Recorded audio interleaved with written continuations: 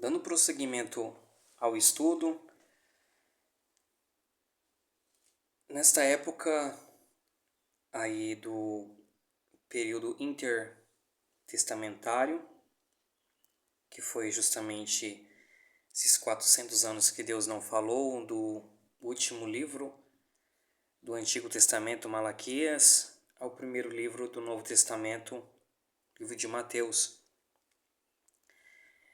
Como havia dito, há 2 livros chamados apócrifos da Bíblia Católica, o livro de 1º e 2º Macabeus, que nos servem como livros históricos, que contam uma pequena parte da história aí de quase 200 anos deste período, que é muito importante para o nosso conhecimento. E quando nós temos este conhecimento, porque a maioria dos cristãos, dos crentes, eles não têm esse conhecimento histórico dos últimos séculos e dos primeiros séculos da era cristã e os últimos da era da lei. Então, através disso vai sendo criados ensinamentos e doutrinas que nos parecem fazer e dar sentido, mas que estão totalmente contra a história, que foram criados por pessoas que tiveram rompimento com os judeus cristãos, os judeus messiânicos, os judeus nazarenos dos primeiros séculos e, portanto, não continha o conhecimento genuíno e verdadeiro. E hoje o que se fazem? Doutrinas, isso é, ensinamentos baseados em alguns versículos, em partes tiradas da Bíblia, com um entendimento, e eu vou chegar a ser objetivo aqui agora, que são conhecimentos distorcidos da verdade da Bíblia Sagrada. E por que eu vou estar falando isto aqui? É para que as pessoas elas busquem um pouco mais, porque nem tudo que chega ao conhecimento, aos ouvidos das pessoas, elas têm que simplesmente ter isso como verdadeiro. Por exemplo, um deles é que a igreja, ela hoje é o Israel de Deus, e que já não existe mais o povo da aliança, que Deus fez pacto, os descendentes de Abraão, fisicamente descendentes por intermédio da carne, do sangue. E através disso vão se agregando versículos fora de contexto para se fazer doutrinas e ensinamentos que são ensinamentos advindo de grupos que romperam com os judeus da época dos primeiros séculos do cristianismo. E houve então uma ruptura entre os judeus que já eram poucos, que já estavam praticamente deixando de existir, os judeus messiânicos, nazarenos, que mais tarde, somente mais tarde, na época de Paulo, nas missões de Paulo, em Antioquia, na Síria, eles começaram a ser chamados de cristãos, de pequenos cristos. No entanto, antigamente, antes disso ainda, os primeiros cristãos, entre aspas, os judeus nazarenos, eles eram apenas judeus. judeus que acreditavam que Jesus era o Cristo, que eram os discípulos, aqueles que foram visitados pelo Espírito Santo e habitados por ele em Pentecostes, na festa, no dia, em Atos dos Apóstolos capítulo 2. E a grande maioria dos primeiros crentes que aceitaram a Jesus na pregação de Pedro, como também naquela época as mulheres, as crianças, os jovens não eram contados, apenas os homens. Então, aqueles números todos ditos, eles são apenas números de homens. No entanto, haviam mulheres, jovens no meio também. E com o decorrer do tempo, dos anos, das décadas, devido às perseguições, houve aí então uma diminuição dos judeus messiânicos, dos judeus nazarenos, e passou o número dos gentios, dos povos que não são judeus, ao cristianismo, vamos assim dizer, a conversão à pessoa de Jesus Cristo. E o que acontece é que com esse crescimento, os gentios que não tinham conhecimento tão vasto, completo como os judeus messiânicos e total convicção, fé como os judeus anteriormente tinham, os judeus messiânicos e os judeus nazarenos daquela época, os judeus que eram cheios, robustecidos do Espírito de Deus naquela época, e eram inclusive convidados a fazer debates em sinagogas de não crentes em Jesus Cristo. Como, por exemplo, um dos exemplos no Novo Testamento, em Atos dos Apóstolos, sobre os cristãos, que ali é lido como os cristãos. No entanto, eles não eram cristãos de Bereia. Os crentes de Bereia, eles não eram judeus que criam na pessoa de Jesus Cristo. Eles não eram gentios que criam na pessoa de Jesus Cristo, mas antes eles, por intermédio do debate e pelo fato de confiscar realmente aquilo se realmente estava escrito assim nas Escrituras, visto que nesta época também era dificílimo de possuir os escritos do Antigo Testamento, eles não tinham ainda o Novo Testamento, mas era muito difícil de ter porque se requeria ter muita condição para se comprar um rolo para uma comunidade, um rolo apenas para a comunidade. E assim esses crentes que não eram crentes na pessoa de Jesus Cristo, em sinagoga judaica, eles convidaram aí então Paulo e os demais judeus crentes na pessoa de Jesus Cristo aos debates. E assim Paulo, tanto quanto outros, debatiam e com muita sabedoria, não somente em demonstração com palavras persuasivas, mas com poder de Deus. E assim eles criam no que estava escrito e também havia uma testificação daquilo que era feito por intermédio de sinais, prodígios e maravilhas operado. Isto atesta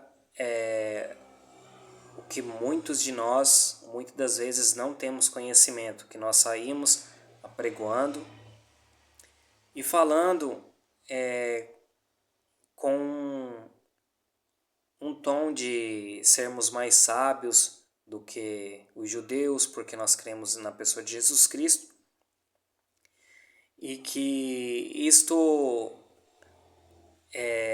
nos torna, de certa forma, a ter vantagem espiritualmente, porque a nós foi revelado a luz, a revelação da pessoa do Filho, a salvação de Deus.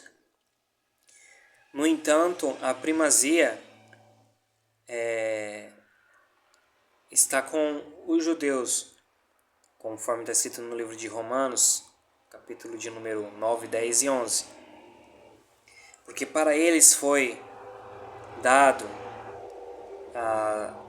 as alianças, os pactos, as leis, a ele foi-lhes entregue os profetas, os oráculos, as interpretações bíblicas. A eles foram dadas as promessas, as profecias, e a eles também foi dado o Messias segundo a descendência de Abraão, descendente de Davi, o qual nos é o Senhor.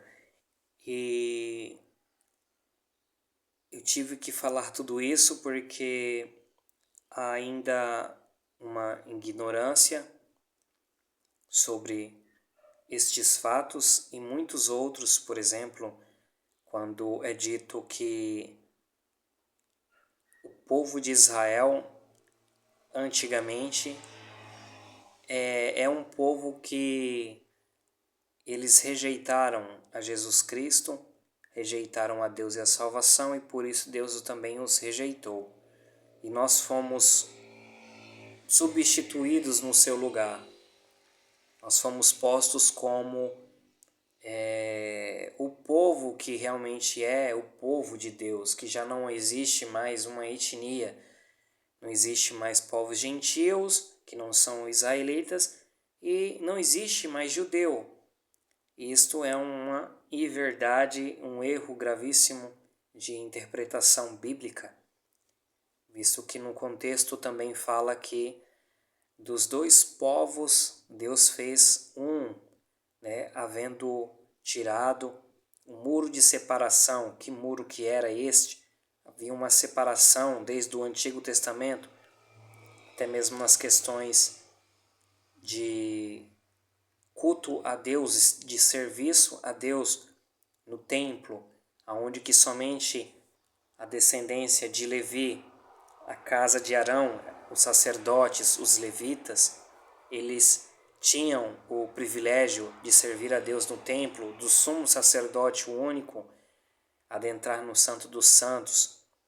Os gentios, muitos deles tinham que se circuncidar para fazer parte da comunidade de Israel, e eles ficavam à parte no templo, no serviço. Eles não tinham um alcance de aproximação, do que concerne ao culto, ao serviço a Deus. As mulheres também, elas não tinham este privilégio, apenas, vamos assim dizer, em sinagogas, mas ainda assim não tinham esta oportunidade como é dado hoje às mulheres.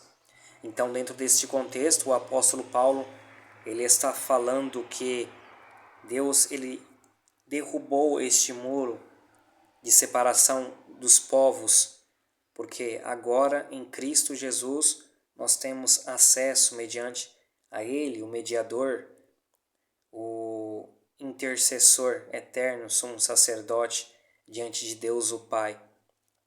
E para Deus agora não há mais um não israelita e um judeu no que concerne a salvação em Deus, no que concerne a aproximação de Deus, mas agora todos os povos são um para Ele, porque Ele, na pessoa de Jesus Cristo, os uniu para a salvação. E nesse mesmo texto e contexto, ele fala e ele diz, e ele também diz a respeito do homem e da mulher, porque também não há homem e mulher, está escrito dentro deste mesmo contexto. Isso significa que também as mulheres, elas agora têm os mesmos privilégios de serviços, de culto e de cumprimento de salvação, assim como era dado aos homens antigamente. E isso desfaz totalmente o entendimento de que para Deus não existe mais o povo de Israel e os povos gentílicos, que para Deus agora só existe um Israel espiritual, um Israel de Deus, que é, entre aspas, a igreja de Jesus Cristo. Isto não é verídico, não é verdadeiro este ensinamento. Isto já totalmente entra em contradição plena dentro do próprio versículo, do próprio contexto, inclusive, e do próprio contexto bíblico como um todo, em geral, porque a igreja, ela se aproximou da comunidade de Israel. Por quê? Porque dantes não tinha conhecimento de Deus. A nós foi dado conhecimento de Deus mediante os escritos, os oráculos, os profetas, o Messias, os apóstolos, discípulos de Cristo, ao povo da aliança. A nós foi dado toda esta riqueza espiritual mediante o próprio povo de Israel. Então nos aproximamos de Deus mediante o povo de Israel, a quem nós devemos, está escrito isso no livro de Romanos. No entanto, a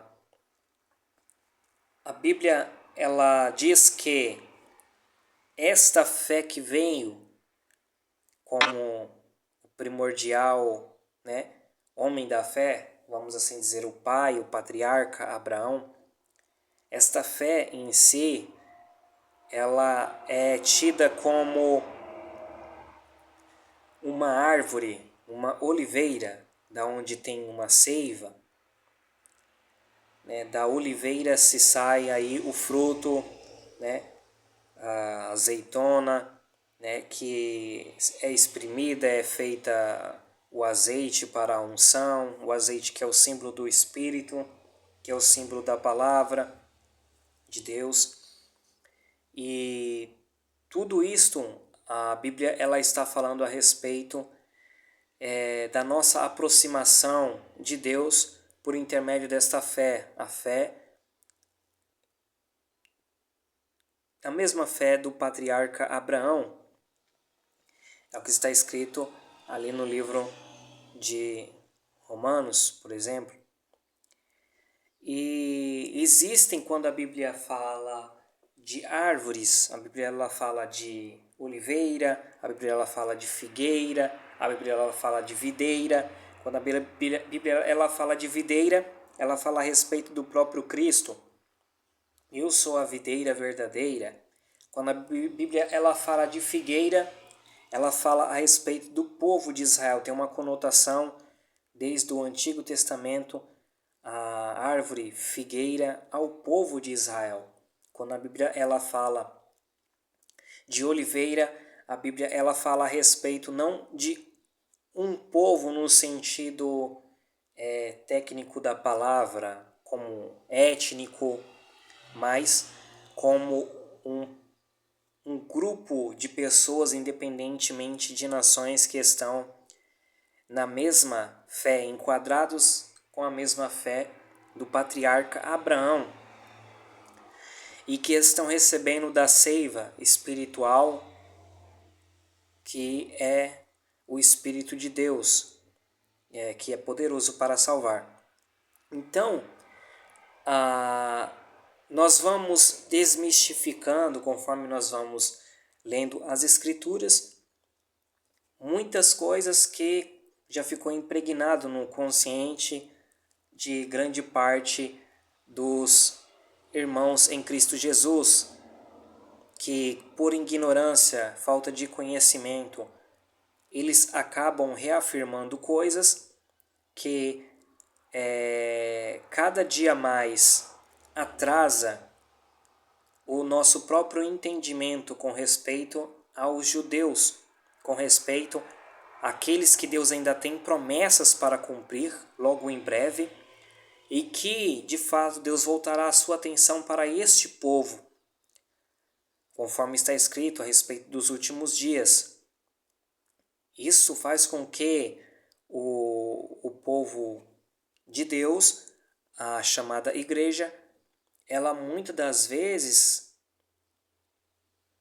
ela acaba por desprezar o próprio conhecimento que está escrito dentro das Sagradas Escrituras por versículos que são tirados fora de contexto para formular estas ideias que são totalmente antibíblicas, como por exemplo a teologia da substituição, como por exemplo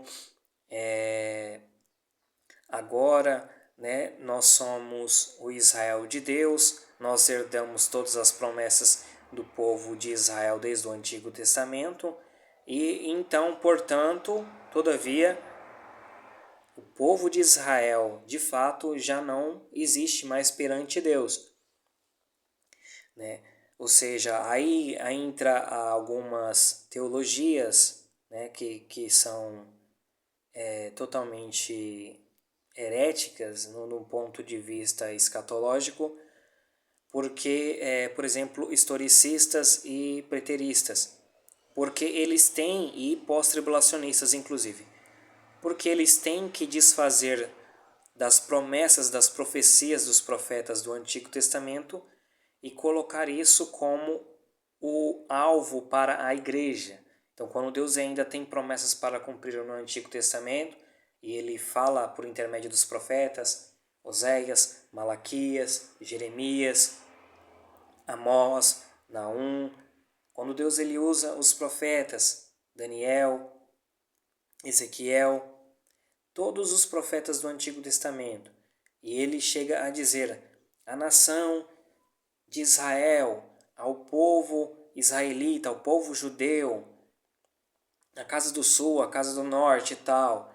Quando ele chega a dizer também às nações, peso da palavra do Senhor ao Egito, promessa do Senhor proferida à Síria, né? Peso da palavra do Senhor, né, contra os elamitas.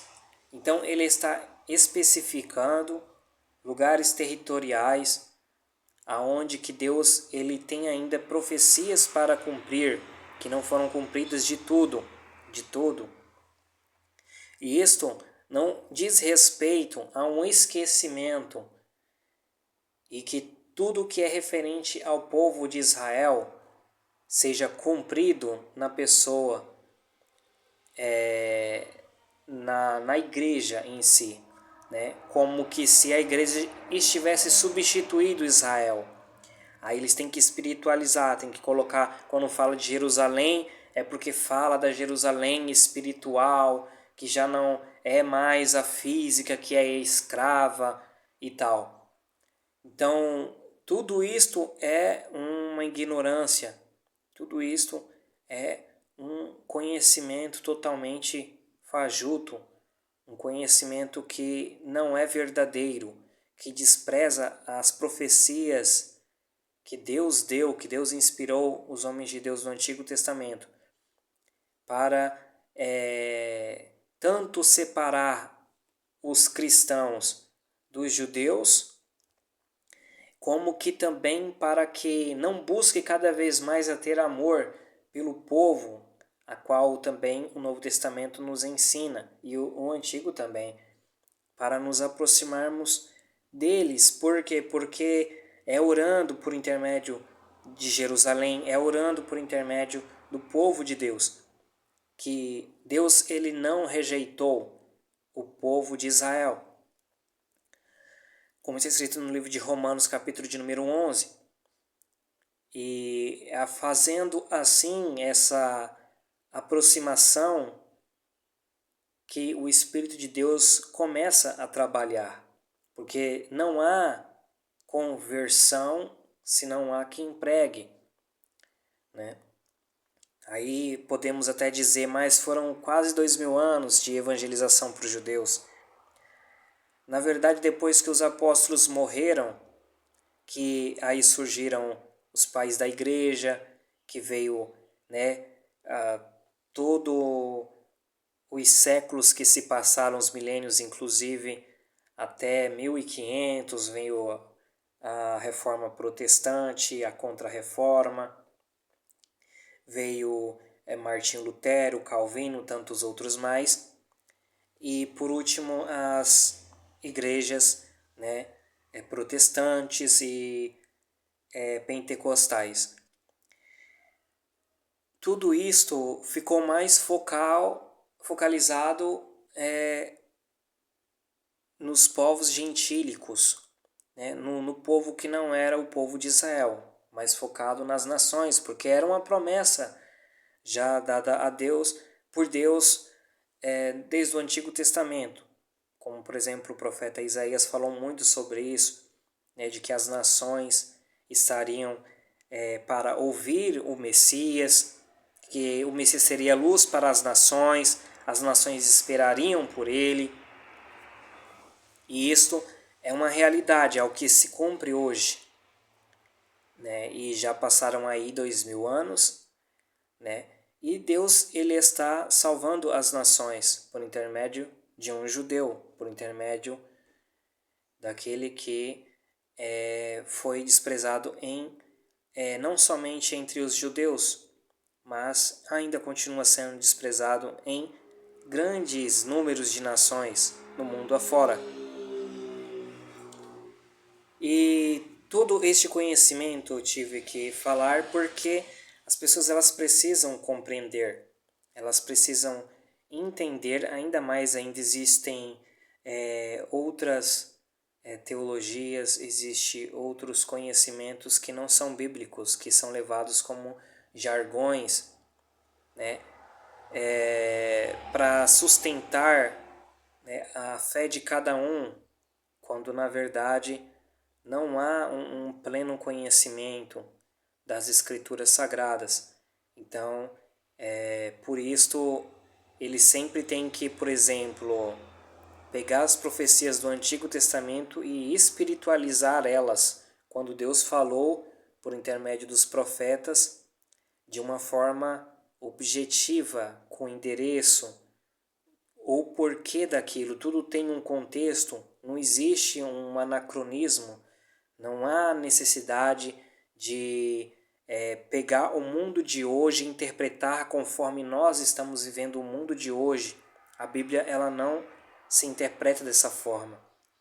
Isso é um anacronismo e um erro gravíssimo de interpretação, que gera as demais heresias, superstições, né, fábulas e entendimento totalmente incorreto, incompleto e sem veracidade e legitimidade nenhuma dentro das Escrituras. É por isso que nós devemos nos atentar melhor, né? Por exemplo, ao que as pessoas vêm sempre dizendo. Por exemplo, os judeus desprezaram a Jesus Cristo, né? Quando você vê que grande parte dos judeus seguiam a ele. Claro que o entendimento de Deus lhes foi ocultado desde que Jesus esteve aqui entre eles. Por quê? Porque muitos também o seguiam por causa dos sinais, muitos seguiam por causa das coisas que ele tinha para oferecer. Porque nós temos que entender isso. A eles foi dado uma cegueira espiritual naqueles séculos, para que o conhecimento de Deus chegasse às nações e as nações fossem salvas primeiros, porque o primeiro seria o último e o último seria primeiro a ser salvo. Então, a salvação que veio primeiro aos judeus, Deus fez com que os judeus agora então sejam salvos por último, porque os últimos, que seríamos no caso nós, fomos salvos primeiros. Então chegou primeiro a salvação para nós.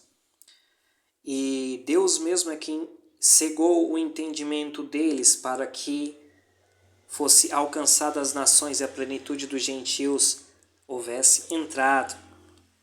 Assim, quando a plenitude dos gentios houver finalizado, então Deus ele vai se retornar ao povo de Israel novamente. É o que é chamado a última semana de Daniel, semana de 7 dias, que são profeticamente 7 anos, descrito em Daniel capítulo de número 9. Então, esta última semana, esses 7 anos, é um tempo em que o profeta Jeremias já falou a respeito do povo de Israel, dizendo que este será o tempo de angústia para Jacó, ele porém será salvo dela. Muitas vezes Deus ele chama este tempo de dia do Senhor, com Senhor tudo em maiúsculo no Antigo Testamento. Este é um tempo de juízo sobre as nações e sobre também Israel, sobre aqueles que rejeitaram e rejeitam a Deus. que Deus vai tratar com cada um deles, para que ainda haja conversão e arrependimento, se possível, para alguns, e uma parte da terra, que eu diga, o povo de Israel, seja salvo, como está escrito em Romanos, ainda que descendência de Israel seja inumerável, né, como a areia do mar, somente o remanescente será salvo. Nós vemos em Zacarias capítulo 13, versículo 8, a respeito de que 2/3 da terra serão extirpados, mas 1/3 que sobrar passará pelo fogo, como ouro passa, para ser purificado, e clamarão e invocarão ao Senhor. Então virá o Senhor e salvará o seu povo, como está escrito, isto se tratando do povo de Israel. Então há sim uma distinção entre Israel, que ainda há promessas de Deus referente aos descendentes físicos de Abraão, não somente aos judeus que se encontram, por exemplo, na terra de Israel, que se encontram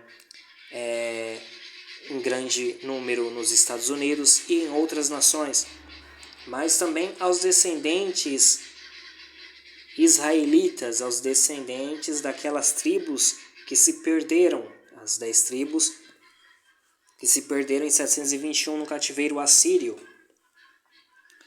Há promessas do Antigo Testamento do retorno destes povos para que eles adentrem no milênio. Isso é cumprido em Apocalipse capítulo de número 7, que fala a respeito do selamento dos 144.000 homens israelitas de todas as tribos. Então é uma promessa do livro de Isaías, capítulo de número 27, que fala a respeito do retorno dos israelitas, isto dentro do período da grande tribulação, para que se cumpra tudo aquilo que é referente ao povo israelita e também a pessoa do Messias, porque é o Messias quem restauraria as tribos, que é o Messias quem entraria o templo de Ezequiel, capítulo de número 40 até o capítulo de número 46, porque é o Messias que cessaria as guerras no mundo e traria a paz ao mundo de fato, porque é o Messias que daria novamente as terras que foi prometida a Abraão e a sua descendência, desde o Nilo ao Eufrates, desde o Egito até o Iraque. Então é um vasto território aos descendentes de Abraão, que é dado conforme está escrito. É o Messias quem faria retornar os desterrados para a terra da Assíria, né, aos confins da terra, conforme está escrito no livro de Isaías 27. Há muitas profecias que falam a respeito do que Jesus ele vai cumprir na sua segunda vinda, quando ele vir à terra, que ainda não foi cumprido, está paulatinamente se cumprindo, como gotejando. O mundo ele está cada dia mais, as profecias do Senhor estão visivelmente sendo cumpridas.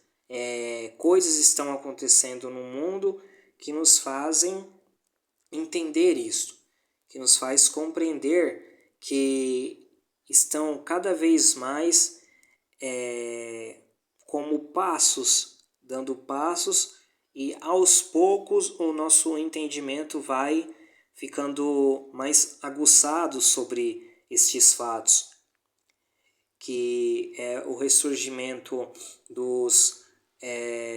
de tribos perdidas de Israel, que são a tentativa de uma construção de um templo em Jerusalém, que certamente não será a mesma construção de Ezequiel capítulo de número 40, por causa das medidas, conforme está escrito. E tantas outras profecias que estão se cumprindo, tanto para com as nações, quando fala da nação do Egito, dos etíopes, quando a Bíblia ela fala de outras nações ali do Oriente Médio, né? Quando a Bíblia ela fala a respeito do retorno da vida no Mar Morto, quando a Bíblia ela fala do ressurgimento de Israel, né? Nos últimos dias, como o profeta Isaías menciona muitas das vezes, né? E do florescimento de Israel, né? Do deserto, né? Virar uma terra fértil e tudo mais. Então, isto está se cumprindo como um gotejar, como passos que vão cada vez mais se aproximando a um cumprimento mais integral, um cumprimento mais completo. E tudo isto que eu estou a dizer, eu tive que interromper para que haja uma compreensão maior. Por quê? Porque nós ainda temos aqueles jargões e nós somente repetimos sem buscar o conhecimento de fato do que se passava. Como, por exemplo, eu tive que mostrar, aí falar a respeito dos primeiros séculos antes de Cristo, né? Como é que surgiu então os saduceus, os fariseus, aqueles mesmos que estavam nas sinagogas, aqueles mesmos e grupos, inclusive, que o Senhor Jesus ele combatia contra a hipocrisia deles, né? Jesus ele era contra classes de fariseus. Jesus ele era contra o fariseu hipócrita, contra os fariseus proselitistas. Jesus ele era contra os fariseus que eram orgulhosos, soberbos, que queriam ter um renome, serem chamados de mestres, terem os primeiros lugares nas sinagogas, as autoridades que estavam sobre o povo e que tinham a chave do reino dos céus, a palavra do Senhor, no entanto fechava o reino dos céus para o povo que não tinha conhecimento, que não tinha a palavra, que não tinha a Bíblia com eles. Então, quando nós vemos as pregações comumente, nos dá a entender que fariseu, saduceu, herodiano era tudo a mesma coisa entre os judeus. E que Jesus ele era contra todos os judeus, né? Ele era como se fosse um profeta do Antigo Testamento, aquele homem revoltado que Deus usa ele para repreender todo mundo e fica por isso mesmo, né? Por quê? Porque realmente Deus ele usa, né, para repreender o pecado, né, para que haja conversão, arrependimento e o povo se volte a ele. No entanto, há alguns equívocos neste entendimento, porque as pessoas elas não compreendem, né, como é que surgiu os saduceus, o porquê que os fariseus se apartaram dos saduceus e tinham o entendimento totalmente contrário a eles, porquê que os fariseus não compartilhavam, né, do mesmo convívio com os saduceus nos serviços e culto no templo, quando a grande elite religiosa, os escribas, os levitas, os sacerdotes, em muita grande parte era dos saduceus, que tinham um conhecimento mais helênico, como eu havia falado, um conhecimento mais greco-romanizado, um conhecimento como algumas seitas que existem hoje, por exemplo, Testemunho de Jeová e Adventista do Sétimo Dia. Adventista do Sétimo Dia, eles creem, né, no sono da alma, eles não creem que existe uma alma no ser humano, mas que o ser humano ele é a própria alma, e que, portanto, ao morrer o corpo também não há uma vida após isto, mas a pessoa ela fica dormindo esperando a ressurreição, né?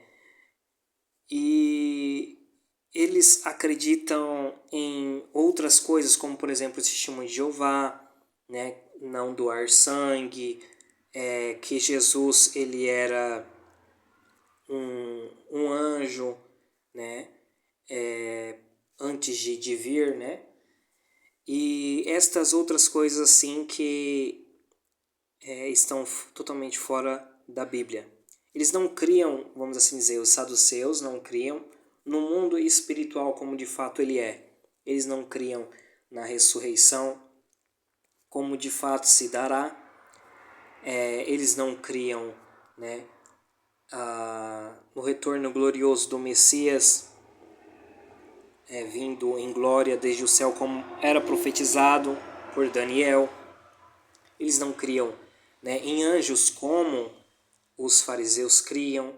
Eles não criam em demônios como os fariseus criam. E grande parte do que os cristãos têm hoje por conhecimento e crença é justamente vindas dos fariseus. É justamente o pensamento dos fariseus, a interpretação do que é chamado de perush, o fariseu, a forma interpretativa. Tanto que Paulo ele vai dizer, eu sou o fariseu. Paulo ele não falou isso para se defender, ele não mentiu diante do sinédrio para se defender. Ele não precisava disso. Paulo ele era de fato um fariseu, ele tinha o pensamento de um fariseu, ainda assim, ainda depois de ter se convertido à pessoa de Jesus Cristo. Porque fariseu significa a pessoa que parte, que é separatista com respeito à corrupção daqueles dias, no que se diz respeito ao conhecimento de Deus, ao conhecimento das Escrituras, que já estavam greco-romanizadas, que já estavam helenizadas, que já era de forma greco-romana a interpretação, o entendimento.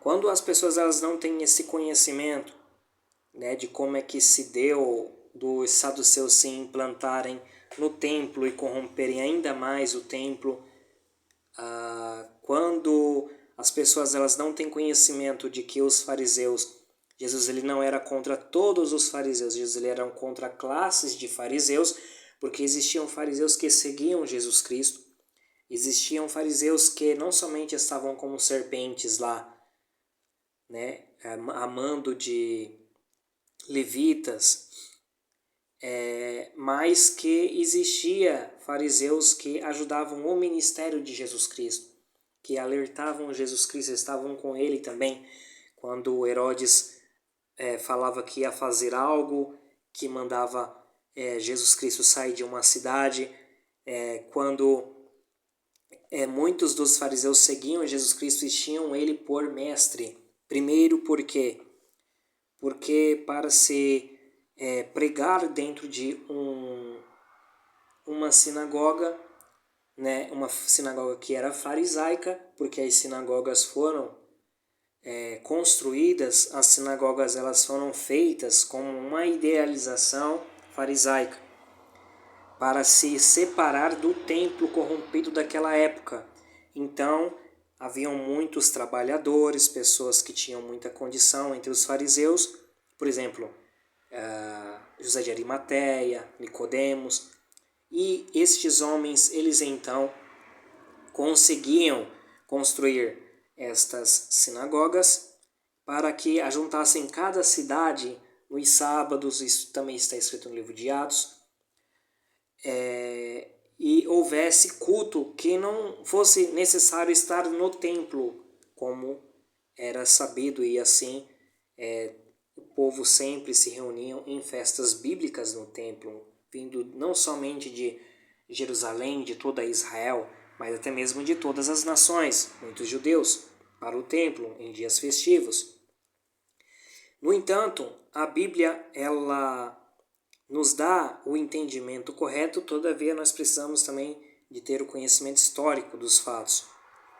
Os fariseus, eles fizeram coisas boas, eles fizeram o fato aí que Deus também, em Jesus Cristo, não proibiu, né, que foi o fato de se congregarem nas sinagogas para o estudo e o culto litúrgico, cerimonial, um culto religioso, um serviço a Deus em adoração nas sinagogas.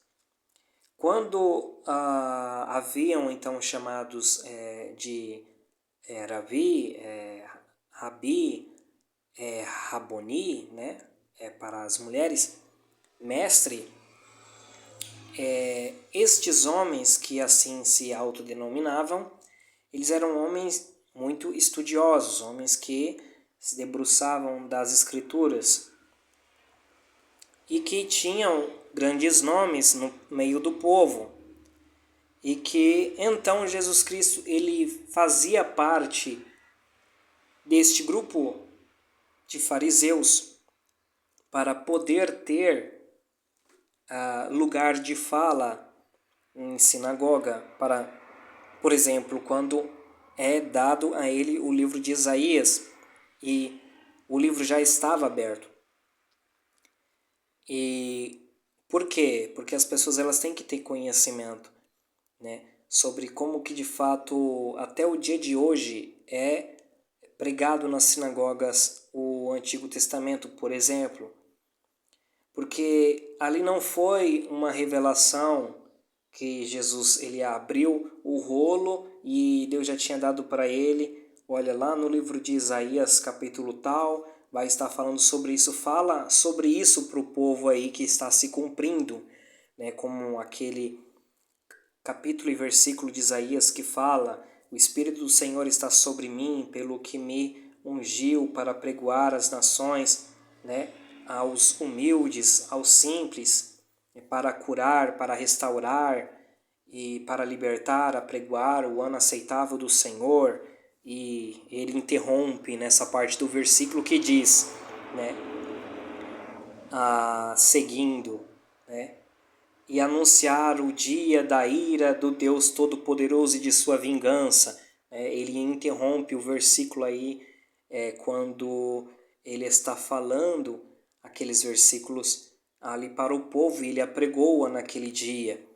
Quando é dado a ele o livro de Isaías, naquela passagem, né, era já programado. Por quê? Porque os judeus eles têm passagens todas as semanas aos sábados que já são programadas para ser lidas e ser pregoadas naqueles mesmos sábados, naquela mesma porção bíblica que já é determinada. Olha, a semana que vem, no sábado, vai ser lido o que ele chama de Parashat Noah, Parashat Vayera, Parashat Shemot. Todas essas chamadas parashiot, ou porções bíblicas, elas tinham porções no livro da lei, né, no Pentateuco, e uma outra porção também nos profetas, nos livros dos profetas. O que caiu para Cristo foi de ler o livro de Isaías. E quando ele terminou de ler ali, por que lhe foi dado a oportunidade de ler? Porque ele fazia parte do povo fariseu. Porque não tem como ele ser chamado de mestre e ele ter a oportunidade entre os mestres para pregoar. Não tem como ele usar dos mesmos jargões que era utilizado entre o povo fariseu, entre uns e os outros, né? Como, por exemplo, chamar uns aos outros de hipócritas. Era costume entre os fariseus chamar uns aos outros de hipócritas. Isto é histórico e tem como se mostrar isto por meio de relatos em seus livros. Jesus ele se utiliza da mesma forma que eles mesmos se tratavam, né? Ele vem ali por debaixo, todavia ele não precisava disso, mas ele era muito humilde, Jesus Cristo. E assim ele foi é tido como um mestre, porque ele é o mestre dos mestres, mas ainda assim ele foi aceito, né, dado a oportunidade para que ele falasse. E quando ele abria a boca, as suas palavras elas não surtiam efeito tal qual os fariseus, tais quais os doutores da lei no templo, tais quais outros que eles consideravam mestres e rabinos. Mas as suas palavras elas tinham autoridade, e isto totalmente mudava tudo, porque eles viam em sua pessoa algo diferente. As pessoas acreditavam mais em Deus, as pessoas viam a pessoa de Deus na pessoa de Jesus Cristo, e inclusive até a messianidade dele. E quando então ele operava, comprovando em demonstração de poder de Deus, sinais e prodígios e maravilhas, aí sim que atestava perante o povo mais simples, o povo que também não tinha conhecimento da letra, mas que os fariseus tinham proposto para o povo, né, um conhecimento, né, de um estudo aos sábados nas sinagogas, né, de não estar nos templos, né, porque o templo era um lugar mais longe, né, e nem todo mundo morava em Jerusalém, né, muita gente morava em muitas outras cidades mais distantes, e somente tinha, no caso, a oportunidade de estar no templo em dias festivos, em dias de comemoração. E isto ajudou muito o povo de Israel a crescer, meditando nas Sagradas Escrituras, né, de estar como comunidades unidas em estudo, né, em comunhão uns com os outros. Algo que a igreja em si, hoje, ela vai se espelhar. Então, muito do conhecimento do que era os fariseus, como é atestado que Paulo ele é um fariseu, que Jesus possivelmente, muito possivelmente, ele foi um fariseu, e isso as pessoas elas não entendem, porque elas pensam que fariseu é um título pejorativo, é um título como sinônimo de hipocrisia. Elas não compreendem essas coisas, né? Quando que existiam muitos fariseus que seguiam a Jesus Cristo e não deixavam de ser fariseus, né? Por quê? Porque não é o título em si de uma classe de pensamento, de interpretação e de fé, né? Como, por exemplo, Jesus Cristo, ele apregoava a existência de anjos, de demônios, né? A ressurreição como ela se dará, né? Do mundo espiritual como de fato ele é, o céu e o inferno. Ele apregoava tudo o que os fariseus eles já tinham esse conhecimento, esse entendimento, mas Jesus Cristo ele apregou com mais veracidade, com mais verdade, com mais genuinidade. Então, quando nós compreendemos essas coisas, nós não vamos cair em contos, como por exemplo em conhecimento incompleto, que vai se tornar na escatologia o que é chamado de escatologia do historicismo, né, que tem como base, né, o cumprimento das profecias já tidas, já ficou no passado, já se cumpriu lá no passado, ou está em andamento, né, mas se cumpriu em grande parte, né? Por exemplo, o livro do Apocalipse, em grande parte já se cumpriu para eles. Ou conhecimento preterista, porque tudo já se cumpriu também até o ano 70 depois de Cristo, né? Quando, por exemplo, há também o conhecimento, né, pós-tribulacionista, que é uma mistura de conhecimento incompleto, que é uma mistura de conhecimento parcial, incompleto, que se diz basear na patrística, nos pais da igreja, e há um conhecimento totalmente equivocado sobre isso. e que eles usam desses termos, né, porque não tem conhecimento, como havia dito, a respeito de que não existe mais outros povos, só existe a igreja, que Deus ele pegou todos os povos e fez um só povo, né?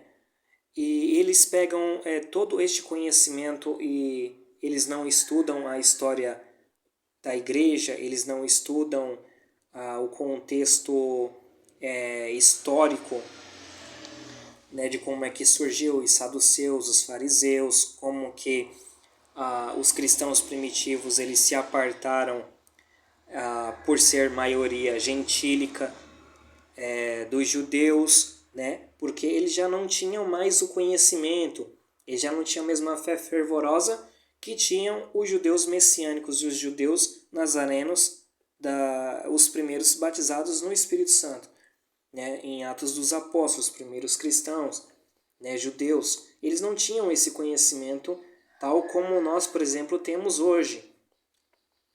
E nós não somos operantes tal como eles eram, né, com os dons de Deus, né, com o poder de Deus.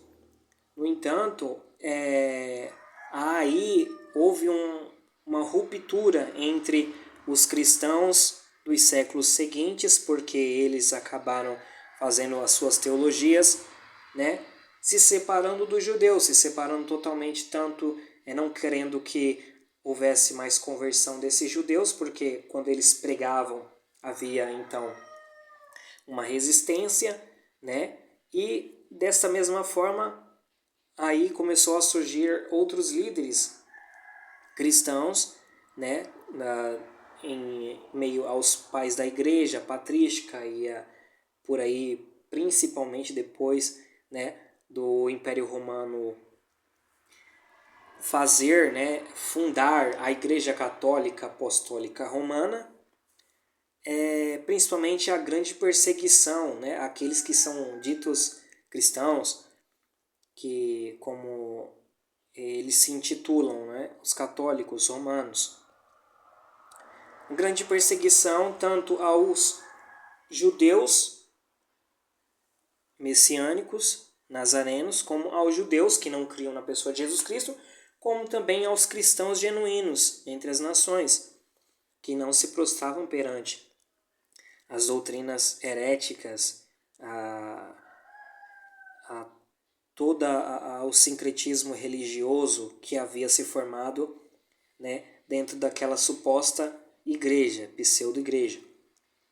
Então, através de tudo isso, os séculos foi se passando, intensificando as perseguições, a um ponto de que já não se conseguia mais se aproximar os cristãos genuínos, os judeus messiânicos e nazarenos, aos judeus que não criam na pessoa de Jesus Cristo. E no mesmo instante também, os judeus, eles acabaram por continuar repercutindo o conhecimento anterior que foi repassado para ele por intermédio dos mestres deles, né? Como o fato de que, olha, esse Nazareno, né, ele foi roubado de sua sepultura, né? Ele não ressuscitou, os próprios apóstolos deles roubaram ele, né, da sepultura e tudo mais, como se é apregoado, né, como está escrito nos evangelhos. E tudo isso fortaleceu os três grupos à parte. De um lado, fortaleceu os judeus com este entendimento errôneo. Do outro lado, fortaleceu, né, a igreja, né, cristã, gentílica em maioria, né, com o seu próprio conhecimento, que foi se apartando dos judeus. E também que foi se apartando dos judeus messiânicos, dos judeus nazarenos. Eu não digo dos judeus messiânicos e nazarenos como é dito hoje, porque os cristãos, principalmente os pentecostais, eu não digo os neopentecostais, mas eu digo os cristãos protestantes pentecostais, eles são mais próximo do que seriam os cristãos dos primeiros séculos. Eu não digo dos cristãos, novamente, neopentecostais, que não sabem o que é o poder de Deus, que não sabem o que é o evangelho de verdade. Eu não digo dos cristãos, que são mortos espirituais também, que não se utilizam mais dos dons, e que tem pouquíssimas obras em operação, em frutos do Espírito também. Eu digo com respeito aos cristãos, digamos, protestantes pentecostais, de 40, 50, 60 anos atrás, que tinham uma fé viva e cheia de obras e uma vida totalmente separada das coisas do mundo, que sabiam discernir o que era pecado e se afastar disso, e que são cheios de obras. Isso é o que está ficando cada vez mais difícil nos dias de hoje. Os cristãos que creem na manifestação do Espírito Santo, que creem na pregação do Evangelho não somente em um salão denominado instituição religiosa, igreja, tal e tal, mas realmente cristãos, crentes, cheios de obras, de sabedoria dada por Deus, mas também com poder em demonstração para a salvação daquele que crê no Evangelho, aqueles que vão se aproximar, muitas vezes como Tomé, somente porque para que serve os sinais? Justamente para aqueles que não creem, e Deus também se utiliza disso, para aqueles que não estão crendo, para que eles vejam a glória de Deus. E isto é um fato. É necessário os dons, não houve um cessar dos dons espirituais, eles ainda estão em vigor, o Espírito de Deus é o mesmo, mas nós nos apartamos, eu acabei também saindo muito do foco do estudo, mas foi necessário ter entrado aqui nestes temas, porque as pessoas elas precisam ter o conhecimento de como é que era os cristãos e os judeus no primeiro século. Porque é fácil continuar repetindo jargões, continuar repetindo histórias, continuar dizendo as coisas simplesmente porque ouviu falar e sair então repetindo, e isto não traz mudança de entendimento para ninguém. Quando a Bíblia ela fala que o fim dos tempos está se aproximando, ela está dizendo que também os cristãos, a Igreja de Deus, a Igreja de Cristo, está se aproximando cada vez mais do povo de Israel, orando pelo povo de Israel, estando ao lado do povo de Israel. Porque quando a plenitude dos gentios houver entrado e finalizado, no caso, então Deus ele se volta para o povo de Israel, que agora, eles tendo o conhecimento da pessoa de Jesus Cristo, mas que muitos deles não estavam preparados para subir no arrebatamento, eles acabam ficando. Esses são as 5 virgens prudentes. Eles acabam ficando no período de grande tribulação, no dia do Senhor. É por isto que eles têm consigo as suas lamparinas acesas e ainda tem uma reserva de azeite, de óleo para estas lâmpadas. E eles estavam dormindo. Por que eles estavam dormindo? Porque ainda lhes faltava ainda mais convicção, mais veracidade de uma vida espiritual e abundante, para que eles entrassem à noiva de Cristo Jesus, para que eles fizessem parte da noiva de Cristo Jesus, que foi lavada, remida no seu sangue, porque ainda assim há uma rivalidade de de certa forma, uma separação entre os judeus messiânicos e nazarenos e entre os cristãos. Ainda há, mas quando a igreja, em grande maioria gentílica, for arrebatada, isso tudo vai mudar. Isso tudo vai mudar. Então, esses 5 virgens nécias também estavam dormindo. A igreja ela não dorme. As prudentes e as nécias elas estavam dormindo. A igreja ela não dorme. A igreja que eu falo não é instituição religiosa, pessoa que tem uma carteirinha, que faz parte de um ministério. Eu falo da igreja espiritual. A igreja ela nunca deixará de ser igreja. Quem se corrompe, não se arrepende, morre, né, nisto, ela não faz parte da igreja. Quem vive em apostasia de forma a viver pregando e apregoando heresia, né, se afastando do evangelho de Jesus Cristo simples, se afastando, né, da pessoa de Jesus Cristo, do Espírito Santo e tudo mais, e fazendo separação, divisão no meio do povo de Deus, criando novas instituições religiosas, denominações, religiões e etc., seitas e heresias, essa pessoa ela não faz parte da igreja. Essa pessoa ela tem ainda que entrar, né, num arrependimento, numa conversão, para que ela seja achada espiritualmente dentro da igreja. As pessoas que vivem na prática do pecado, as pessoas elas não fazem parte da igreja, por mais que estejam dentro de instituições religiosas, denominadas igrejas cristãs, protestantes, pentecostais, ou neo, ou liberais, ou que quer que seja, anabatistas, batistas, presbiteriana quadrangular, que quer que seja, luterana. Estas igrejas, elas são simplesmente denominações, né? São simplesmente CNPJs.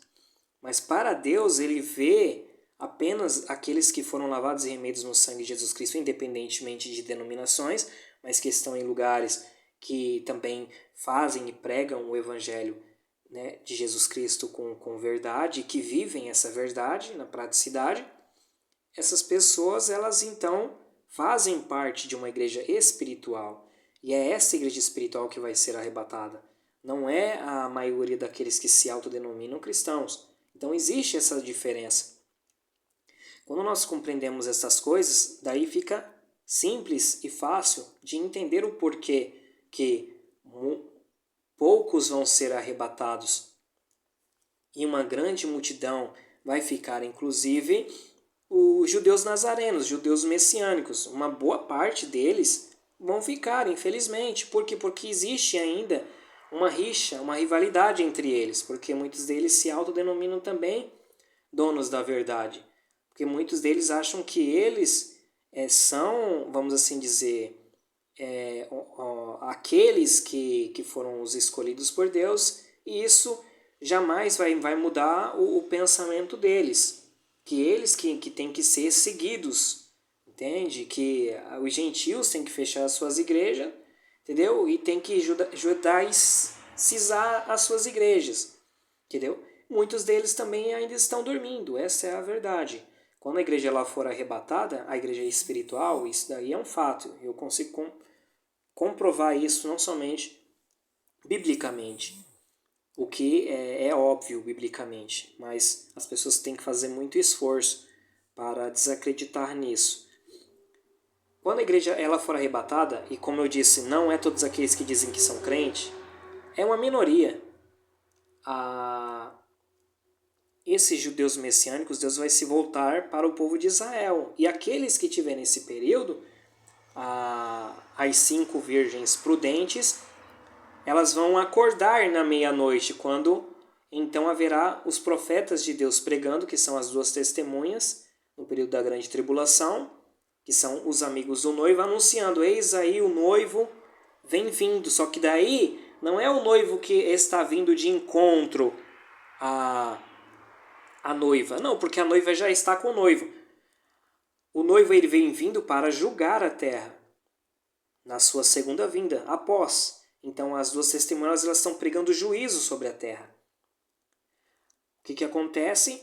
As 5 virgens prudentes, elas acordam no anunciamento da chegada da meia-noite, né? Uma hora à noite, quando Jesus Cristo ele falou, ó, trabalhar enquanto é dia, né? Pregai o evangelho, né? Anunciai às nações, os povos e tudo mais, vivei a praticidade do evangelho enquanto é dia, porque a noite ela vem, quando ela vem e já não pode mais ser feito nada. Então, há muitos textos bíblicos que nos dão esse entendimento com respeito ao tempo da era da noite, da era da escuridão, das densas trevas, um tempo também de juízo divino e um tempo em que os homens maus eles se manifestam, né, contra a pregação do evangelho, quando já não se pode mais fazer nada, quando o que pode ser feito simplesmente é se encontrar com Deus, se encontrar com Deus via martírio, se encontrar com Deus morrendo na grande tribulação. É a única forma de ser salvo dentro da grande tribulação. Não haverá salvação na grande tribulação da forma que nós conhecemos hoje, um tempo em que todo mundo está possuindo disponibilidade para buscar a Deus, né? Que tem congregações, igrejas abertas, denominações, grupos de pessoas, o evangelho apregoado em todo o mundo, internet, rádio, tudo isso, livros, tudo disponibilizado para nós. É um tempo da era do favor divino, da misericórdia de Deus, para que haja conversão, arrependimento e as pessoas então ingressem, né, no alimento mais sólido do Evangelho e vivam o Evangelho e apregoem o Evangelho e ganhem almas e tenham boas obras e, né, sendo justificados e santificados, um dia serão glorificados, né, no advento do arrebatamento e da primeira ressurreição. Quando isto acontece, as 5 virgens prudentes, elas acordam no período da grande tribulação com um azeite que está sendo queimado, mas que a lâmpada está acesa. Isto é, a palavra que elas têm, o conhecimento de Deus na pessoa de Jesus Cristo, vai lhes ser útil nesta época, para não negar ao Cristo, mas para se esforçar de alguma forma em ainda tirar do fogo alguns que estão indo para a perdição, apregoando, né, não de forma tão esporádica ao mundo. Por quê? Porque vai ser um tempo em que vai ser proibido a pregação do Evangelho. Vai ser algo que você se manifestar para pregar o Evangelho, você vai ser logo calado, preso, né, torturado, morto. Ou seja, não vai ter como pregar o Evangelho. Somente as 2 testemunhas vão pregar na Praça de Jerusalém para o mundo todo. E a pregação delas vai ser de juízo, não vai ser a mesma pregação que nós estamos tendo hoje. Não vai ser essa pregação de se converta, Jesus ele veio, ele morreu, né, pelos nossos pecados. Não vai ser uma pregação, né, com respeito à adoração a Deus que está no céu, né, a pessoa do Filho que ele enviou, e não adorar a besta e nem receber ela como o Salvador, o Redentor da humanidade, né? Ou alguma coisa, não se prostrar perante ele, não aceitar a marca dele, né? Não adorar a sua imagem. A pregação é de juízo sobre o mundo. Juízos, juízos e juízos, atormentar os moradores da face da terra. Não haverá pregação igual nós estamos tendo hoje. Aceitem, levantem a vossa mão, aceitem a Jesus, entrem numa igreja que estiver aberta próxima da sua casa. Entende? Não haverá essa pregação como nós estamos tendo hoje. O tempo da graça, ele se findou, né? A graça de Cristo, ela continua. Por quê? Porque o mérito do que ele fez, o sacrifício que ele fez, ele é perpétuo. No entanto, a forma como Deus ele usará para com a humanidade será totalmente diferente como ele trata hoje a humanidade. Ou seja, será aquele então um tempo de juízo. Quando essas 5 virgens daminhas que seguem, né, a noiva, né, a noiva já está nos aposentos celestiais, nas bodas do Cordeiro, na boda do Cordeiro, no arrebatamento. Isso está escrito explicitamente em Lucas capítulo 21, versículo 36, quando Jesus mesmo diz com as suas próprias palavras que o Senhor que volta após a boda. Ou seja, se preparem vocês que estiverem aqui na terra e que estiverem me servindo, para que quando eu vier, eu ache vocês assim, servindo bem, para que eu dê lugar à mesa, que é a ceia das bodas do Cordeiro. Quando eu chegar e vos bater a porta, vós então abri, então será-vos dado lugar à mesa. Né? Aí faz aquela menção, né, da ressurreição dos patriarcas, Abraão, Isaac e Jacó, que vão ressuscitar fisicamente, para também se assentar às bodas, né, a ceia das bodas do Cordeiro, porque eles já estarão participando nos céus, né, da boda no arrebatamento. Todavia haverá ainda a ressurreição deles após a grande tribulação, ressurreição física, né? Há divergências de pensamento, há aqueles que pensam que eles fazem parte da Igreja de Jesus Cristo e eles vão ressuscitar, né, no arrebatamento antes da grande tribulação. Eu já penso que não, né? Os santos do Antigo Testamento, eles ressuscitam, né, juntamente com os mártires da grande tribulação. No final da grande tribulação, por quê? Porque as promessas do Antigo Testamento referente ao milênio, por exemplo, né, e a mesa, né, a ceia das bodas, no caso, como é interpretada no Novo Testamento, na interpretação mais progressiva, é nos dado o entendimento de que eles, então, serão ressurretos juntamente para entrar no milênio, para as coisas aqui da terra, concernente ao reino messiânico fisicamente aqui na terra, porque a eles foi prometido isso. A eles não foi prometido, né, a Nova Jerusalém, a eles não foi prometido estar nas bodas do Cordeiro, nos céus, nas nuvens. Não, tudo isso é uma profecia, são promessas dadas por Cristo, né, aos seus apóstolos, discípulos, para a igreja no Novo Testamento. Este é um entendimento que é dado no Novo Testamento, que era então um mistério no Antigo Testamento. Não era esse mesmo entendimento no Antigo Testamento. Todavia, vindo o Messias, ele faz estas profecias, essas promessas para a igreja de Cristo. Então, a igreja de Cristo, ela adentra dentro deste contexto. Os outros não vão ficar de fora, não é bem isso. Eles vão participar no céu, os que já morreram, mas eles não terão ainda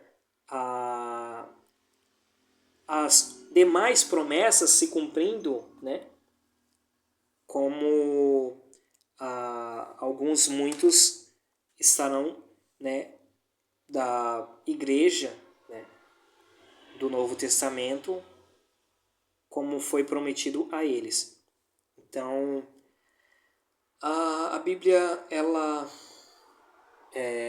o estudo ele é bem cansativo, né? E assim, eu vou dar continuidade em um outro áudio. Eu somente falei essas coisas aí para dar uma introdução, né, com respeito àquela época dos primeiros cristãos, né, que é mal compreendida. E por causa disso, né, hoje tem teologia da substituição, tem o conhecimento engessado do pós-tribulacionismo, né, tem um conhecimento da teologia historicista e preterista, e com o passar dos anos, normalmente um pós-tribulacionista ele vira um historicista e um preterista. Ele vira um cristão morno, um cristão frio na fé, um cristão que não é operante nas obras igual um cristão que aguarda Jesus arrebatar a igreja a qualquer momento, iminentemente. Né? Então eles têm que desconstruir todo este entendimento de como é que os cristãos sempre viveram esperando Jesus arrebatar a igreja a qualquer momento. Então eles já acordam o dia, já voltado às coisas de Deus, já se consagrando, se santificando, buscando almas, né? Eu digo dos cristãos fervorosos, cristãos vivos espiritualmente, né? Por quê? Porque eles querem encontrar com Jesus Cristo e eles querem, né? Eles sabem que a qualquer momento eles podem partir dessa para melhor e que eles têm que ter obras diante do Senhor. E este foi sempre o pensamento dos cristãos, né? E os pensamentos dos cristãos não eram, não, vamos ficar todo mundo normal, viver sua própria vida, né? Ir para a igreja aos domingos, pegar aquela pregação só de conhecimento e lábia, blá blá blá, né? Vamos evangelizar intelectualmente as nações, né? Sem poder de Deus, sem operação de sinais, prodígios e maravilhas. Por quê? Porque isso foi dado aos falsos profetas, né? Que nós temos que ter cuidado, né? Sendo que na realidade os dons eles são operantes sobre aqueles que creem em Jesus Cristo, e sinais seguirão aos que creem, como está escrito em meu nome, em meu caráter, em meus méritos, né? Serão expulsos os demônios, curados os enfermos, né? Falarão em outras línguas e tudo mais. Jesus Cristo ele nos chama a atenção para exercer os dons. Já a teologia de hoje, né, diz o quê? Não, nós temos que ter cuidado com isso, nós temos que ser somente João Batista, né? Ou seja, ser somente um pregador que fica apontando o pecado de tudo e de todos, né, querendo consertar todo mundo com a língua carnal, mas sem a unção de Deus, sem o Espírito Santo, que revela o que tem que ser dito, que revela as profundezas dos corações dos homens, de fato e de verdade, e não somente com conhecimento intelectual, para que haja realmente uma conversão, né? Inclusive por meio de sinais e prodígios e maravilhas para aqueles que já estão descrendo de tudo. Então, para isso que existiu sempre os cristãos que eram pré-tribulacionistas, aguardavam Jesus a qualquer instante. Não é porque a igreja na Ásia, no Oriente Médio, hoje em dia em grande parte, está sofrendo ferrenhas perseguições e antes era o berço do cristianismo, de maneira que eles já não mais conseguem mais, muitas vezes, abrir uma igreja, uma denominação lá, né? Tem uma boa parte de cristãos que vivem, né, da mesma forma que os antigos discípulos e os apóstolos, primeiros cristãos primitivos, que isso tem que ser de igual modo no mundo livre que nós temos hoje, no mundo das Américas, na Europa, quando nós temos a oportunidade de buscarmos a Deus, né, de buscarmos os dons de Deus, de exercer, né, e praticar os dons de Deus e tudo mais.